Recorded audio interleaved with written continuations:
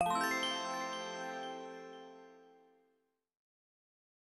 এবার আরেকটা অত্যন্ত গুরুত্বপূর্ণ জিনিস, সেটা হচ্ছে টাইটেলে কিন্তু আপনি সব ধরনের ওয়ার্ড ব্যবহার করতে পারবেন না। বেশ কিছু ওয়ার্ড আছে যেগুলো আনফরচুনেটলি টাইটেলে আপনারা ব্যবহার করতে পারবেন না। তার মধ্যে বেশ কিছু কমন ওয়ার্ড যেমন হচ্ছে cheap, free, best, offer, discount, এই জাতীয় অনেক অনেক ওয়ার্ড আছে। সো আমার ভিডিও ডিসক্রিপশনে একটা পিডিএফ আমি অ্যাটাচ করে দিয়েছি, এটা ফ্রি, সবাই ডাউনলোড করতে পারবে। এখানে প্রায় 100টা ওয়ার্ড লিস্ট করা আছে যেগুলো অ্যামাজনে ব্যান্ড। এগুলো আপনি প্রোডাক্টের টাইটেল, বুলেট পয়েন্ট, ডেসক্রিপশন কোথাও ব্যবহার করতে পারবেন না, মানে কোথাও ব্যবহার করা উচিত হবে না। যদিও আপনি ব্যবহার করতে পারবেন, কিন্তু অ্যামাজন আপনার লিস্টিংটাকে সার্চ সাপ্রেস করে দিবে। কখনো কখনো ওরা সাইলেন্টলি করে, অর্থাৎ আপনাকে ডিইন্ডেক্স করে দেয়। ফর এক্সাম্পল, যে আপনি যদি বুলেট পয়েন্টে এরকম কোনো ব্যান্ড কিওয়ার্ড ব্যবহার করে থাকেন, তাহলে ওরা আপনার যে bullet point, entire bullet point যেটা, সেটাকে ওরা রিমুভ করে দিবে এবং সেটাকে ডিইন্ডেক্স করে দিবে। অর্থাৎ সেই বুলেট পয়েন্টের কোনো কিওয়ার্ডে আপনার প্রোডাক্টের র্যাঙ্কিংয়ে আসবে না। সো অবশ্যই এটা অত্যন্ত গুরুত্বপূর্ণ। এই সমস্ত ঝামেলা অ্যাভয়েড করতে অবশ্যই এই সমস্ত যেই ওয়ার্ডগুলো, যেগুলো আসলে অ্যামাজন নিষেধ করে ব্যবহার করার জন্য, সেগুলো অবশ্যই ব্যবহার করা উচিত হবে না। তো এরপরে আসি আসলে স্ট্র্যাটেজি নিয়ে, যে কিভাবে আসলে আমরা টাইটেলটাকে সাজাবো বা কিভাবে তৈরি করব। তো টাইটেলের একটা গাইডলাইন অনুযায়ী অ্যামাজন বলে যে আপনার টাইটেলের প্রথম অংশে ব্র্যান্ড নেম ব্যবহার করবেন। তো এখন যে কথাটা বলবো সেটা অত্যন্ত গুরুত্বপূর্ণ, যে আপনারা যখন প্রোডাক্ট লঞ্চ করবেন, অর্থাৎ প্রোডাক্টের শুরুর দিকের সাইকেলটা, 1 মাস 1.5 মাসের মতো সময়টা, প্রেফারেবলি আমি বলবো যে within first month of your launch, যে যখন আপনি প্রোডাক্টটা লঞ্চ করবেন, তো তখন আপনি প্রোডাক্টের শুরুতে ব্র্যান্ড নেমটা অ্যাড করবেন না। আপনি আপনার টাইটেলটা সুন্দর করে এক্সপ্লেইন করবেন এবং 150 বা 200 ক্যারেক্টার যেটাই হোক, আপনি পুরোটা ইউটিলাইজ করার ট্রাই করবেন। যখন আপনার হানিমুন পিরিয়ডটা চলতেছে, অর্থাৎ প্রথম মাসখানেক, 1 মাস, তো ততদিন আপনি টাইটেলটা যতটুকু পারা যায় টাইটেলের বেনিফিটটা নেওয়ার চেষ্টা করেন। হয়তো 2-4টা কিওয়ার্ড আপনি এক্সট্রা অ্যাড করতে পারেন টাইটেলে। কিন্তু 1 মাস যাওয়ার পর যখন আপনি অলরেডি বুঝে যাবেন যে আপনার কোন কোন কিওয়ার্ডগুলোতে আসলে সেল হচ্ছে, কোন কোন কিওয়ার্ডগুলো আপনার জন্য বেশি ইম্পর্টেন্ট, কোন কোন কিওয়ার্ডগুলোতে কাস্টমার বেশি আপনার আসতেছে পেজে, তখন আপনি আপনার টাইটেলটাকে অবশ্যই অপটিমাইজ করবেন এবং শর্ট করবেন এবং প্রপার গাইডলাইন মেনে টাইটেলটাকে সাজাবেন। অর্থাৎ প্রথমে আপনার ব্র্যান্ডের নাম দিবেন, তারপরে টাইটেলের বাকি অংশ দিবেন এবং টাইটেলটা আপনার ক্যাটাগরির গাইডলাইন যদি কোনো স্পেসিফিক থাকে, তাহলে সেই অনুযায়ী টাইটেলটাকে অপটিমাইজ করে নেবেন। কেন এই কথা বলতেছি, কারণ হচ্ছে যে অ্যামাজন যদি ডাউন দ্য রোডে কখনো আপনার টাইটেল নিজে থেকে এসে অপটিমাইজ করে দেয়, ফর এক্সাম্পল, যে আপনি সেল করতেছেন 4-5 মাস হয়ে গেল, আপনার প্রোডাক্ট ভালোই সেল হচ্ছে, আপনার টাইটেল অনেক বড় এবং আপনি শুরুতে ব্র্যান্ড নেম দেন নাই বা প্রপার গাইডলাইন ফলো করেন নাই, তো অ্যামাজন যদি কখনো এসে আপনার টাইটেলটাকে নিজে থেকে চেঞ্জ করে বা মডিফাই করে, তখন কিন্তু আপনি আর সহজেই সেই টাইটেল মডিফাই করতে পারবেন না। যখনই মডিফাই করতে যাবেন, অ্যামাজন হয়তো সেই আপডেট নিবে না, আপনাকে সাপোর্টে কথা বলতে হবে। সো আপনাকে বেশ ভালো ঝামেলার মধ্যে দিয়ে যাইতে হবে। সো অনেক ক্ষেত্রে দেখা যায় যে অনেকে সাইলেন্টলি ডিইন্ডেক্স করে দেয় অ্যামাজন, তো সেই ক্ষেত্রে র্যাঙ্কিং ড্রপ হয়, সেই ক্ষেত্রে অনেক ধরনের প্রবলেম হয়, আপনার সেলস আস্তে আস্তে কমে যাবে।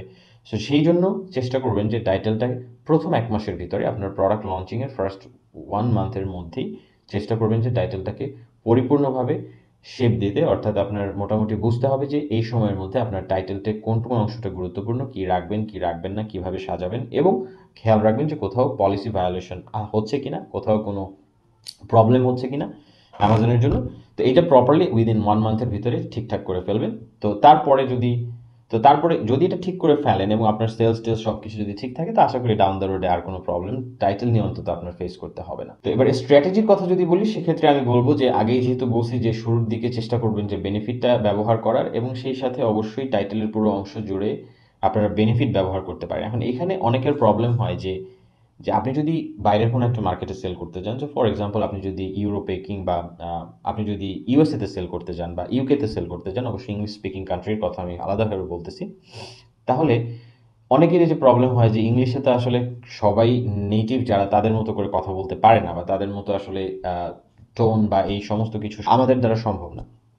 তো সেই ক্ষেত্রে টাইটেলে অনেকেই ফেস করে থাকে প্রবলেম, যে আমার টাইটেলটা তো আসলে ইউএস কোনো বিজনেস কোম্পানির মতো লাগতেছে না, বা এটা দেখে মনে হচ্ছে যে আসলে এটা কোনো ইউএস কোম্পানি না। সো এই ধরনের প্রবলেম অনেকে ফেস করে, যে আমি এবার আসলে কিভাবে এই কাজটা করবো। তো আজকালকার যুগে আসলে এটা কোনো ব্যাপারই না, খুব সহজেই চ্যাট জিপিটির মাধ্যমে আপনারা কাজটা করতে পারবেন। আপনারা মোটামুটি একটা টাইটেল অর্গানাইজ করেন, অর্গানাইজ করার পর আপনাদের নিজেদের মতো করে, অবশ্যই আমার এই টাইটেলের ক্ষেত্রে কিওয়ার্ড রিসার্চ অনেক গুরুত্বপূর্ণ, তো আমার কিওয়ার্ড রিসার্চের ভিডিওগুলো দেখবেন, তাহলে মোটামুটি কিওয়ার্ড রিসার্চের আইডিয়াটা বুঝতে পারবেন। তারপরে যখন আপনারা টাইটেল তৈরি করবেন, টাইটেল তৈরি করার পর অবশ্যই আপনারা কি করবেন, চ্যাট জিপিটির মাধ্যমে সেই টাইটেলটাকে পরিপূর্ণ শেপে নিয়ে আসবেন।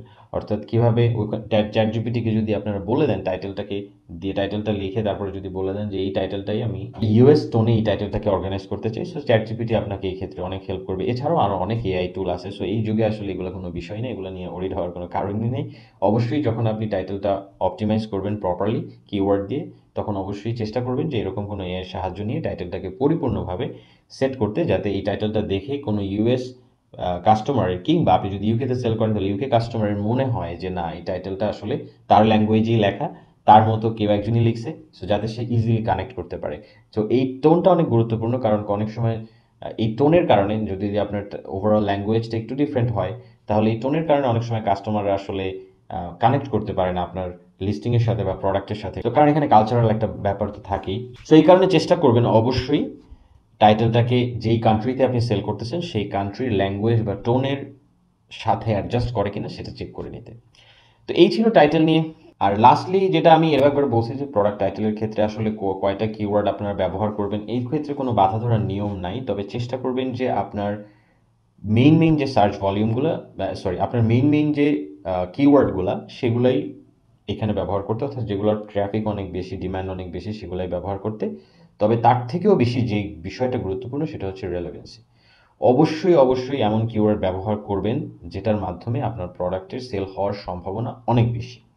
যদি এমন কোনো কিওয়ার্ড ব্যবহার করেন যে কিওয়ার্ডের সাথে আপনার প্রোডাক্টের রিলেশনটা আসলে অতটা গাঢ় না, তো যাই হোক, রেলেভেন্সিটা অনেক গুরুত্বপূর্ণ। অবশ্যই খেয়াল রাখবেন যাতে প্রোডাক্টের সাথে আপনার কিওয়ার্ড রেলেভেন্ট হয়, এরকম হাই রেলেভেন্ট যেসব কিওয়ার্ডগুলো, এবং সেই সাথে হাই সার্চ ভলিউম যেসব কিওয়ার্ডের, সেগুলো টাইটেলে বেশি প্রায়োরিটি দিতে। যাই হোক, টাইটেল নিয়ে যে বেসিক কথাবার্তাগুলো আজকে বললাম, আশা করি টাইটেল নিয়ে আপনার কনসেপ্টগুলো মোটামুটি ক্লিয়ার হওয়ার কথা। যদি তারপরও স্পেসিফিক কোনো বিষয় আপনাদের প্রশ্ন থাকে, কিংবা আমি যদি কোনো বিষয় এক্সপ্লেইন করতে সঠিকভাবে না পারি, কোনো বিষয় মিস করে ফেলি, অবশ্যই কমেন্টস করে আপনাদের প্রশ্নগুলো জানাবেন, এবং আমাদের অন্যান্য সোশ্যাল মিডিয়া চ্যানেলগুলো ফলো করবেন। হোয়াটসঅ্যাপে আমার সাথে যোগাযোগ করতে পারেন।